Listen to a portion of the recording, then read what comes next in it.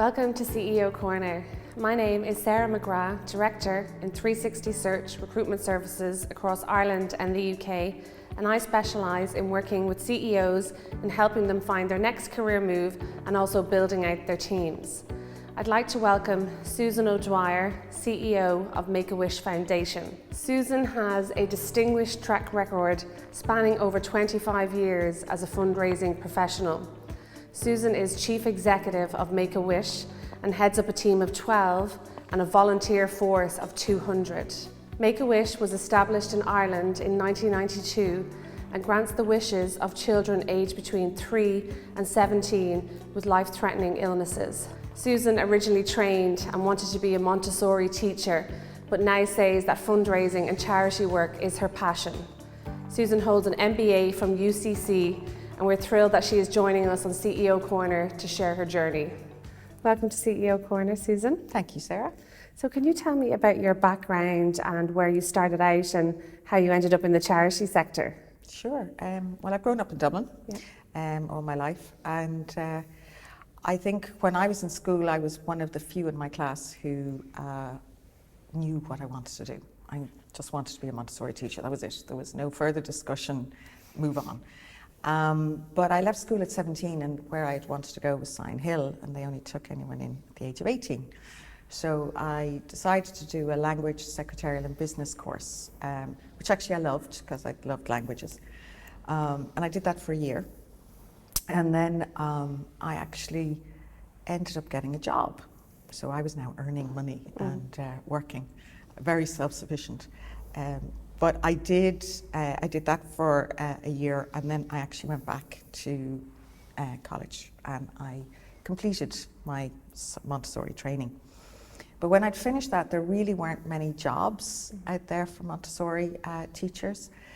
And I got a little bit of a grow for the old earning money. So I ended up moving away from Montessori. And I suppose now with my current job, I've nearly kind of, children have come back into my life. But at the time, I got a job. One of my first jobs actually was with KPMG, and I was looking after their alumni, which I loved because, again, it was all people-driven and it was events, and I loved it. It was a great buzz, and it was a very big company, so there was a lot going on.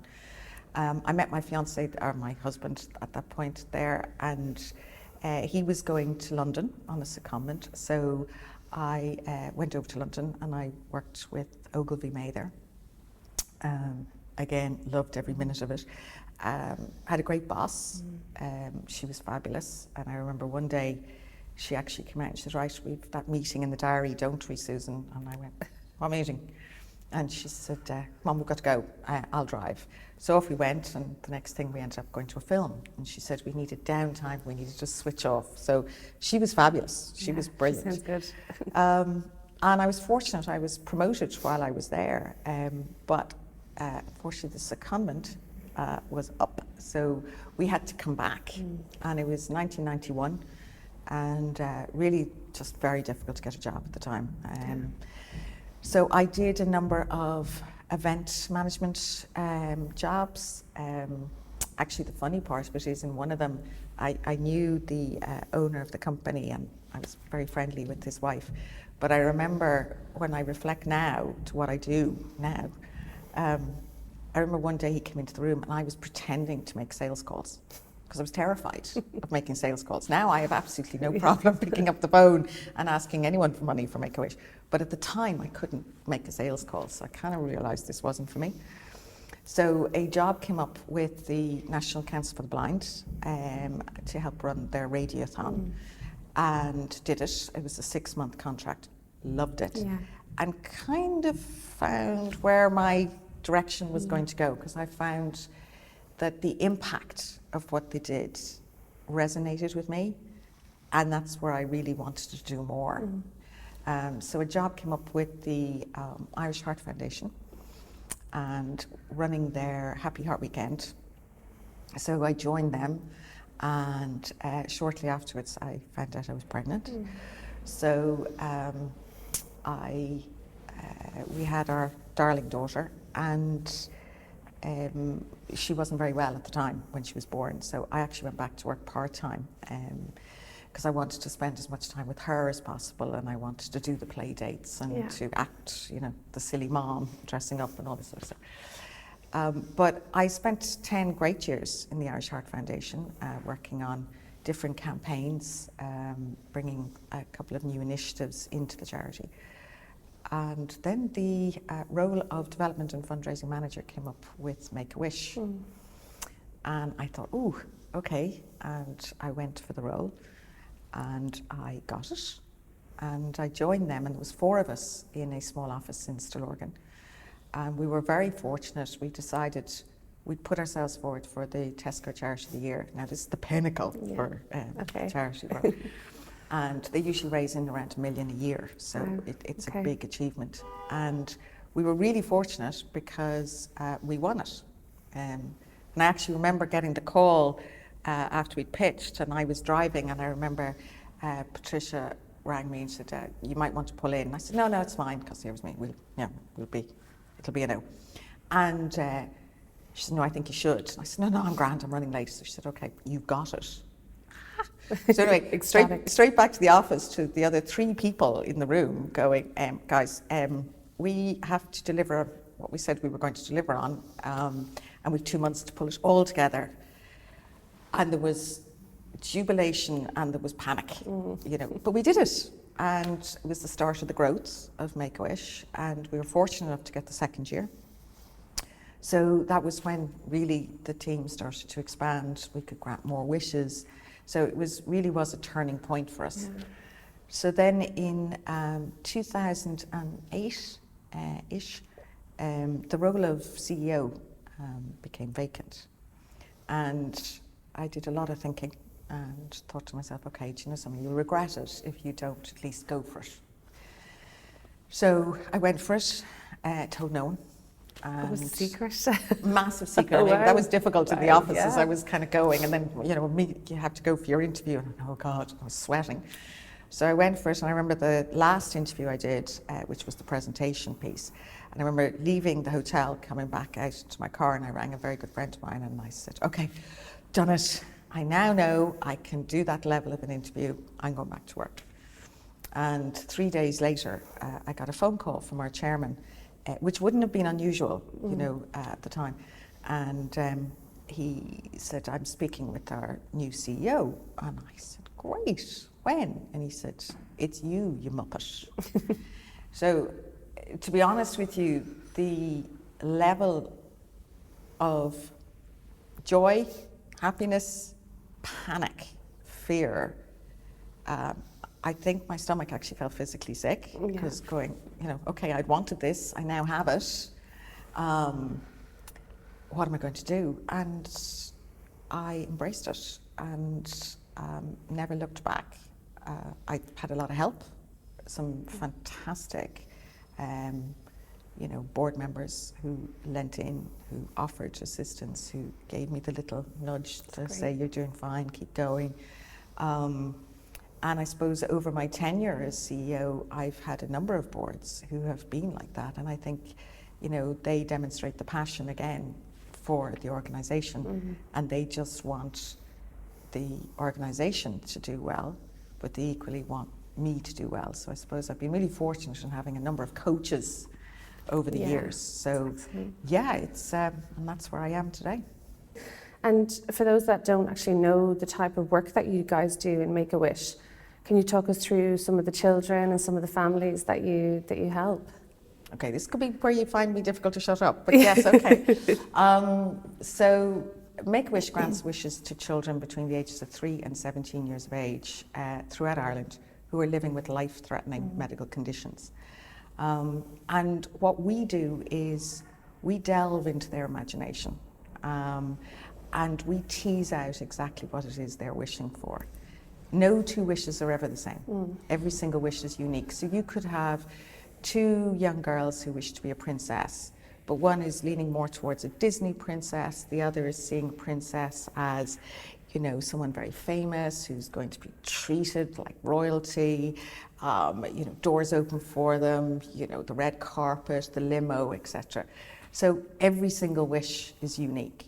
But what we do is when we go out to capture a wish, We train our volunteers to do this for us. So 2 volunteers go out to a family, and they would find out what it is that the child is envisaging around that actual wish. But we then find out what the favourite drink is, what the favourite colour is, what the child's favourite music is, so that those enhancements are brought into the wish. So if the child is being picked up in a limo, for instance, the only drink that's in the limo is the child's favourite drink. If possible, the limo colour is the child's favourite colour. And it's just a question of, you know, making that child and their family feel special. It's allowing them to create positive, happy memories when they are going through such trauma in their lives. And if you think about it, the siblings in a family, what we actually do by granting the wish and including the entire family, we make the wish child the hero, as opposed to the child that mum and dad are constantly focused on. When's the next 3-day visit to the hospital? How is the child? And the siblings wanting mum and dad's attention. They want play dates, they want to be doing things, but mum and dad are focused on the child who has the life-threatening condition. So, you know, it's a question of, I suppose for me, the common theme across every single wish is the smile. So when the child has the wish, or even finds out about the wish, there is this beam that just goes from ear to ear. And it's not just for the child, it's for the entire family. And I suppose there's a few wishes that stand out for me over the years. We're celebrating our 30th anniversary next year, so I've been doing a lot of reflection over the last years. But we've had, you know, a child who wished to be a knight and rescue a dog. And he was picked up, the local Gardaí collected and brought him up to the castle grounds. And he was put on a horse and brought up the driveway by a real knight. And then he had to go and meet the real king, where he was actually knighted. He stayed in the castle. All the family, the volunteers, all dressed up in medieval costumes. He Such a big day. He had his 9th birthday in the castle. A local businessman had heard about the wish happening and sent his helicopter to collect the knight to bring him to open a local fete. And on the last day of the wish, he ended up dueling the knights in order to get to the keep to rescue Bonnie, the Labrador. Now, unfortunately, he passed away, but, you know, the dog is still with the family. And there's some very positive and happy memories from that moment. We've had wishes to be a builder, to be a bus driver, to be a princess. But it's, do you know something, for me, it's the resilience of these parents. I don't go on very many wish visits, but I was very fortunate to be involved in the reveal of a particular wish in Galway. And it was the child just loved trains. So it was a train in the back garden. The garden was kind of train themed, and it was sensory grass and flowers and stuff put into this space. And mum, typical Irish mum, had a full, you know, Irish fry for all of us there that morning. And I was standing at the kitchen sink, drying up as she was washing up, as the others were putting the final touches to the wish. And she proceeded to tell me her story, and, you know, basically her child needed 24-hour care. So her house basically was like a hospital. They had a carer in 24 hours. And she said what we were doing for them was giving them back her home, because she now had a space where they could be normal. And, you know, her husband had been diagnosed with Parkinson's, I won't go into all the details, but he'd been diagnosed with 3 very serious illnesses. And he had been put into a nursing home only the week before. And he came out for the wish, and the love between those two you know, it was nearly inappropriate for us to be around. And I remember the wish reveal happened, typical rain came, so we were all running in and out of the house and all the rest. But, you know, we were building sandcastles with the child, and the mum and dad were there. And then, you know, Dad was sitting on the bench we'd put in there, and she had said to me, she said, this would be an opportunity for my husband to get to know his son again. Yeah. And the end of that wish, we were inside, and again, you know, there was the guitar strumming, someone from the family, and it was a sing-along going on. And Mum and Dad sang. There wasn't a dry eye in the house. Oh, I can imagine. And we looked down at the child on the floor who was playing with a little train, exhausted. And the carer came over to me and he said, you've no idea what you've just done for this family. And I remember coming home in the car with one of our wish granters that night. Two of us were really quiet, and halfway through, both of us looked at each other and said, we have to raise more money. We need to do more. We need to reach more children to make the difference we make. So there is such a power in believing anything is possible, and then Make-A-Wish coming in and delivering it. And I think even as an adult, we can understand that, you know. Yeah. If things are not going great for you and then something comes along and you think maybe, and it happens, we all be. And this is what our children experience by having their one true wish granted. Wow, it's just so difficult not to get emotional. Like yes, sorry, I was conscious of that with you, Sarah. Oh no, it's okay. I'm crying at adverts at the minute and everything, so it's totally fine. But it's like, they're beautiful stories. They really are. You know, it's such a beautiful charity, definitely. You know, it's just for every simple wish, whether it's gaming, whether it's to have an iPhone, whether it's to go on a shopping spree because they've been in hospital and haven't spent time with their friends. You know, every single wish is magical. Yeah, it is, definitely. And I guess, you know, when talking about purpose and leading your teams and, you know, even being in a private sector, you know, I see when team have purpose on their day-to-day roles and, you know, people perform better. There's an agenda, there's a reason.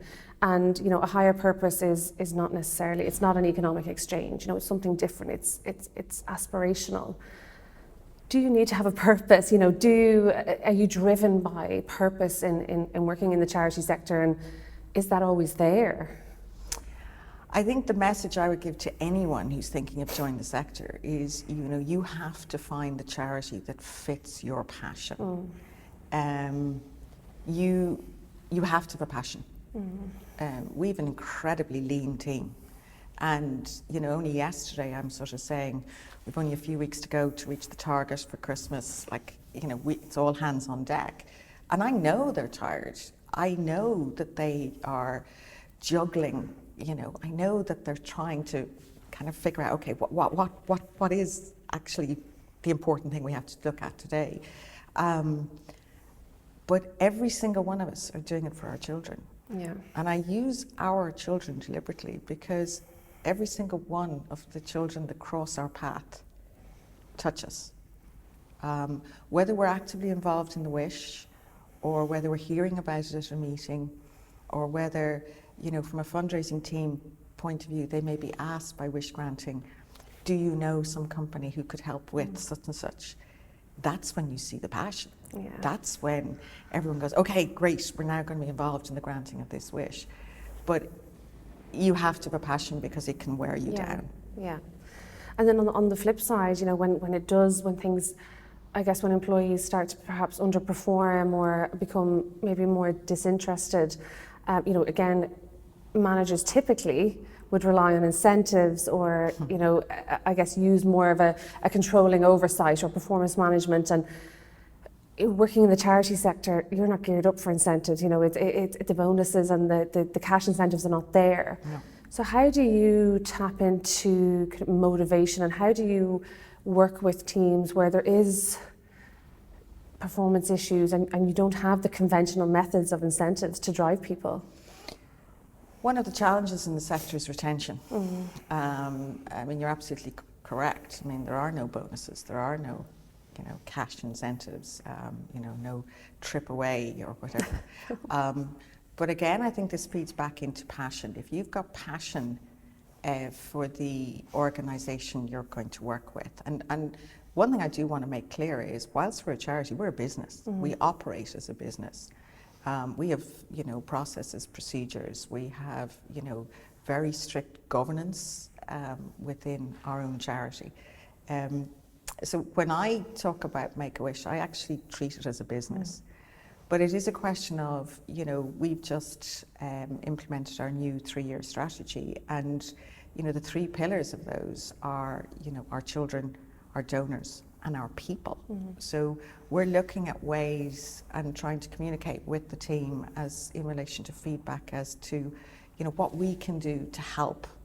We look at, from a learning and development point of view, we're constantly reaching out to companies to see could they offer opportunities for our team to avail of, so that would maybe expand their career potential. But it is really challenging. And it's, I suppose from a CEO point of view, it's one of the things that actually keeps me awake at night, because I see how incredible this team is, and yet my hands are tied. And I know that if any one of them was to go outside the sector, they would be earning more money. So, it really does come back to, and I think even from at interview stages, understanding that there is a passion, that someone understands Make-A-Wish, believes in it, believes in our children. And then, something, you can conquer any real challenge, to be honest. Yeah. I know, I can, as a leader, I can imagine it's, you really have to get under the skin, that you don't have the traditional methods of, reward. No. It's a different type of reward. And one thing actually, when we spoke previously, that stood out and has been a common theme, and something that's come up with every single CEO that I've interviewed over the last year, is that you experienced fear and some doubt around accepting or going forward for a CEO role. And, while we put on brave faces and, behind closed doors, we might hide our insecurities, every single CEO that I've spoken to has experienced this internal dilemma and battle of fear. So what message do you have for people that are climbing their career ladder? Well, to be honest with you, my gremlin has a name. George, yeah. George the gremlin. And George can kind of be in its infancy and be under control and sort of like a bold toddler, or George can become like a big werewolf at me. And, there's been many a time that I've kind of gone, oh, CEO police are going to come knocking at the door. And it's a question of, I suppose, over the years, George and me have become kind of friends. And I try not to let that fear overtake. Yeah. It's very lonely as a CEO. Yes, you can have a fabulous dynamic relationship with your management team, your board, but there are always going to be things that you have to internalize and try and make that decision yourself, and then second guess yourself. And if George is at his angriest, it's going to be very challenging. But I suppose there's a few things that I've learned, and one is never be afraid to make a mistake. I'm comfortable with making mistakes. Do I like them? No, but I'm comfortable. As long as I reflect, why did that happen? How did that happen? What could we have done to mitigate it? And what are the learnings, so that doesn't make a mistake, or that we don't make that mistake again. And the other, I suppose, the big thing for me is accepting fear. And I tell you, COVID has, I suppose, strengthened that for me, because back in March 2020, well, actually February, we had to make some big decisions. 70% of our wishes would have been overseas. And February the 26th, we made the decision to stop all overseas travel. Okay. And we had 90 children ready to go on their wish journey. And we had to go back for the first time in our history and tell our children, sorry, your wish will not be granted. You have to find another wish. Big step. we had to completely redesign our business model. So from a fundraising point of view, we were very event driven. We had to go virtual. We had 3 days notice before our national collection day, where we had a target of €80,000 to raise. And this is what I'm talking about, this team. 3 days notice, they turned everything virtual, cancelled all of the on-street collections, and we hit target. Now, that to me was a turning point. And I suppose the amount of embracing change we've had to do is the third thing that I would say people need to be aware of and be very comfortable with. I love change. I change every single day of the week, no thanks, and we've been doing a lot of that. But being aware that actually change is really good for A, a business, but it's also B, for your team and you as an individual. And they would be the three things, I suppose I'd say is, don't be afraid of a mistake, be comfortable with fear, and by God, embrace change with two big arms and a hug. That's great, it's good solid advice. I'll be taking that advice. It's a lot of change going on here. I'm taking it. You'll be fine. Yeah. And before actually, when we were talking previously, I didn't fully understand, and maybe many others, the complexities that go with running a charity as a business. And you, like every other CEO, you have the same pressures. You've got long hours, you've got board, you've got management, you've got teams. It's the same, given a CEO in another role. So why do you think that there's such media attention or even negativity around salaries that get paid inside of charities? I'm hoping it's improving. But as I said earlier, I know every single one of my team would be paid more if they left the sector. And I hope to God they're not watching, because they need to stay with me. Stay where you are.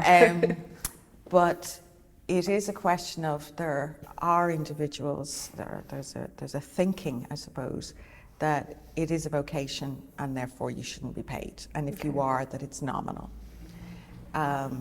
Every single one of us still have groceries to pay. We still have families to look after. And the vocation is that we're going into the sector knowing we're taking a significant drop in salary. But there is still a worth to the work that every single one of us is doing. And I'm kind of hoping that we're moving into a bit more, that we try and educate the public a little bit more in relation to, if we get the quality in and we pay appropriately, not exorbitantly, but appropriately, then what ends up happening is that we can actually deliver even better results. We're reaching more people who need us. We're making more of an impact. And we absolutely need our volunteers. Make-A-Wish couldn't actually run as a business if we didn't have the incredible volunteers we do have. But we still need a team. And as I said earlier, we're really lean. But it is a question of, I suppose from a donor's point of view, and I can understand it, they give €2 to a charity. They don't really want to know that that's going to look after the overheads. They want to know that it's making a significant impact. But I suppose from my point of view, it is that if we're looking after the business and running it professionally, running it effectively, and making that significant impact, we need to put aside X amount of the €2 in order to do that. Because we receive no government funding. So every single cent we earn, or we raise through fundraising, has to look after the entire business. And the entire business is there to grant wishes. And I'm really proud of the numbers that we're actually granting each year. And even during COVID, if you think about it, in that first year of COVID, we were all locked down for quite a bit of time. We were trying to redefine our new business model, and yet we still managed to grant 56 wishes. That's over 1 week. And in 2021, we're going to have doubled that, even though we were locked down for 5 months. And when we put this into perspective, our families whose children are living with life-threatening medical conditions are even more impacted by COVID and the fear. Yeah. So even talking to some of our families, and they're saying, we're, in the early stages, we're very worried about even letting the care workers in to help them. So what we were doing with wishes, so for instance, if it was gaming wish and there was equipment going and there was the hampers going and there was the chair going and the computer, we were sending that into the house. Mum and Dad were then turning into the wish granters. What they were doing was they were putting the boxes to one side. So the child couldn't get the wish on the day it arrived because they were so scared. Yeah. So it is a question of, this particular business model, this particular team, have taken into account absolutely everything that needed to be in the last 2 years. And that can't be undervalued. And that again comes back to that passion, but it again comes back to the quality, the skill set that we have engaged. And to say to them that they shouldn't be earning a salary, in my opinion, is wrong. Yeah, I know it's work. It ultimately it's work, and as you say, everybody has financial commitments. And do you think then there's a difference between leadership skills required in the private sector versus a charity sector? No, and you and I were on a leadership course recently, and there was quite a mix in the room, and we were all asking the same questions, and we were all going, oh yeah, we need to implement this, etc. I think, there are some differences in the sense that the people management, the recognition side of things can be very challenging. But I think no matter what business you're in, a team needs a leadership that they can follow, that they believe in, that they trust, even when mistakes are made.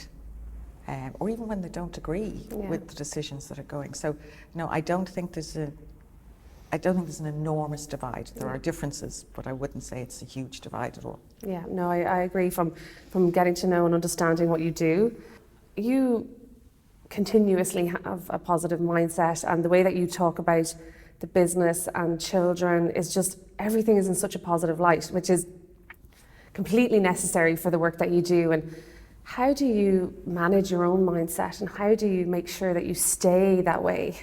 Because I would be a blubbering mess, I think, at the end of every day. It can be a challenge. Again, I think having a great team, and specifically a management team, who, we take the mick out of each other, and there's quite a lot of laughs around our frustrations and stuff.